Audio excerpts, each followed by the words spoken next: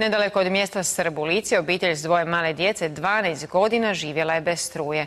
No, iako su tražili pomoć mjerodavnih, u njihovoj kući konačno svijetli žarulja, ali najviše zahvaljujući privatnoj inicijativi i solarnoj elektrani. Petra Mustac zna više.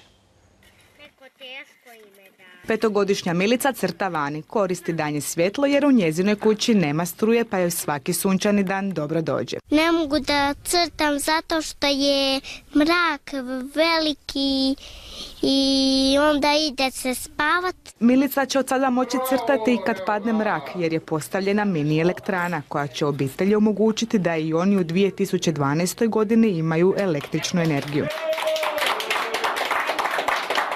12 godina pokušavali su dobiti priključak, poslali su bezbroj zahtjeva, ali su sve njihove molbe odbijene. Pomalo ponižavajuće, da nam treba struja zbog frižidera, da nam treba struja za veče, da nam treba struja kad telimo kravu. Malenoj Milici je pripala čast da upali televiziju i najviše se, kaže, veseli crtićima. Mogu da upalim svjetlo, a mogu i da ugasim svjetlo. Sad sam mnogo sretnija kad imam struju. Njena obitelj se bavi stočarstvom, ali tek sad imaju uvjete da se pokrenu s nule. Pošto ćemo imati laktofriz i onda ćemo moći to mlijeko predavati, ne može se kvariti. 2/3 novca za mini elektranu koja je donijela svjetlo u ovo selo je donirano. Pronašli smo dijelom sponzore u njemačkoj firmi SMA, a rad baterije i ostalo smo poklonili mi. Mještani Ajderovca dugo su živjeli u mraku, ali je era bez struje sada iza njih.